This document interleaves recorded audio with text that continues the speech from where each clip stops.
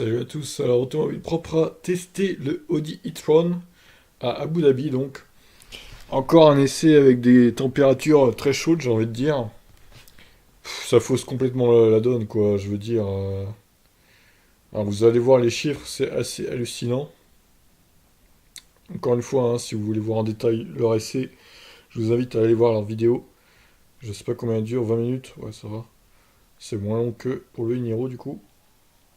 On va se contenter de lire l'article comme pour le Iniro. Donc il fait 4,90 m ce Audi e-tron. Déjà, c'est pas mal, hein. Il se place donc entre le Q5 et le Q7 en termes de taille. Deux moteurs pour une puissance allant jusqu'à 360 chevaux.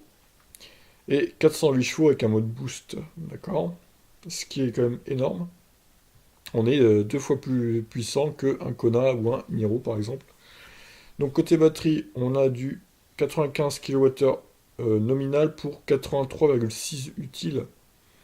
Putain, il y a quand même une différence de plus de 11 kWh, quoi, c'est énorme. Incroyable. Partie recharge, courant alternatif, donc jusqu'à 11 kW et en option 22. Bon, 22, ça utiliserait plein pot les bornes Zoé qu'il y a en France, du coup. Et vu la taille de la batterie, c'est peut-être pas plus mal de prendre cette option. Ça divise quasiment par deux le temps de recharge, du coup. Donc après, présence d'un connecteur situé à chaque côté du véhicule pour faciliter les charges, d'accord. Combo CCS 150 kW. Donc ce qui est encore une fois, bah, c'est même plus élevé que Tesla du coup. Après, j'imagine que Tesla va quand même répondre avec le modèle 3. Ils vont pas rester à la traîne, hein. Donc voilà, je sais pas comment ils faisaient. Est-ce qu'on voit un peu les températures là?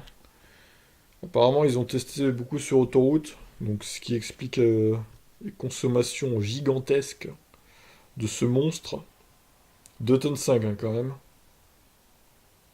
C'est vraiment des voitures de riches, ça, franchement.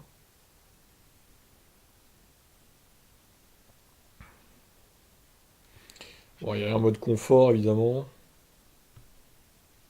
Mode boost qui autorise 300 kW de puissance. Sur une période de 8 secondes. On dirait une Formule E, le truc, avec les attack mode, je sais pas quoi.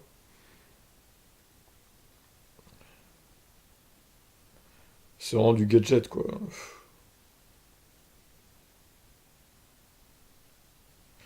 Alors, récupération d'énergie. Sur 15 km, le parcours vous a fait quelques 1000 mètres de dénivelé. Ouais, d'accord. Une ascension titanesque qui a... Oh là là, mais 70 kWh au 100 à la consommation, quoi. Alors, ok, c'est une montée de 1000 mètres, mais c'est quand même énorme, quoi. Sur 15 km, 10 kWh d'énergie. Oh la vache. En gros, c'est 1 kWh tous les 1,5 km. Waouh, waouh, waouh, waouh, waouh. Ah, c'est pas mal. C'est pas mal du tout. Bon, en même temps, comme il précise, le machin fait 2,5 tonnes, donc forcément, j'ai envie de dire, ça peut que consommer dans les côtes, quoi. Alors, ils ont fait de la descente du coup. Ils ont récupéré 3 kWh d'énergie sur 15 km de descente. Ce qui est pas mal, mais c'est pas non plus extraordinaire, j'ai envie de dire. Pour peut-être s'attendre à un petit peu mieux, genre 4 ou 5 peut-être. Alors, ils ont une tablette apparemment équipée d'une application directement reliée à la voiture qui permet de suivre le niveau de récupération d'énergie. D'accord, ouais, c'est pas mal. Pourquoi pas? Pour aussi ça peut occuper le passager pendant que le conducteur roule, du coup. Alors, autonomie. Plus de 300 km en extra-urbain. Bah, j'ai envie de dire heureusement, parce que quand même, avec la 83 kWh de batterie, bon, c'est quand même la moindre des choses, même si c'est de l'autoroute, quoi. Parce que bon, le Kia Niro et le Kona le font déjà, alors avec 64 kWh de batterie, alors donc là, avec 20 kWh de plus, ça me paraît logique. Alors en termes de conso, bon, donc ils ont fait des voies rapides et autoroutes entre 80 et 140 km/h. Putain, ça roule fort là-bas. En termes de conso, alors c'est situé entre 26 et 30 kWh au 100 du coup. Et 26,8 pour la seconde. Des valeurs élevées, oui, surtout que là-bas il devait faire 30 degrés. Donc j'imagine que. Tiens, est-ce qu'il y a la température là d'ailleurs? Ah, il faisait 25, regardez. C'est la température parfaite en plus pour un véhicule électrique. Ah ouais, alors déjà s'il fait 26,8 avec une moyenne de 65 km/h, ce qui est une bonne moyenne, mais c'est pas non plus extraordinaire quoi. Alors imaginez l'hiver avec ce machin quoi. Oh là là, mais ça va faire 35 km/h au 100, hein, à une vitesse. Bah, j'exagère peut-être un peu, ça sera peut-être plus dans les 30, 31, mais ah, c'est sûr, l'hiver, avec une vitesse moyenne pareille, vous serez au-dessus de 30, c'est sûr. Parce que là, déjà, 25 degrés, ouais, c'est chaud quand même. Oh. C'est pas du tout efficient, quoi. Je veux dire, ça sert à quoi de rouler là-dedans, quoi? À part se la péter. Autonomie en extrapolant le résultat, nous arrivons à une estimation de plus de 300 km en usage extra-urbain. Ouais, du coup, elle les a laissé présager plus de 400 km d'autonomie dans des configurations plus urbaines. Bah ouais, mais alors, ça c'est pareil. Ramener ça en ville, voilà, c'est comme les gros SUV Audi Q7 ou je sais pas quoi, en ville, ça sert à rien de ramener ça, même si celui-là est électrique. C'est un peu moins choquant, mais c'est des monstres ces trucs. C'est fait pour rouler sur les routes ou les autoroutes, ça, c'est pas fait pour la ville, je suis désolé. Et puis ouais, il y a des caméras à la place des rétros, quoi. C'est incroyable. Incroyable, quoi, cette technologie.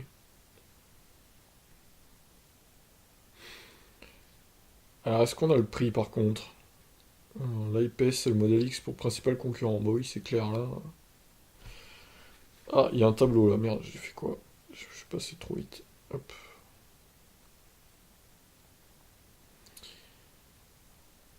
Alors donc, plus compact, ça, un poil plus véloce que le modèle allemand. 5 secondes 6 seulement pour l'e-tron, avec 400 chevaux. Eh ben, dis donc, le Jaguar est plus rapide hein, quand même.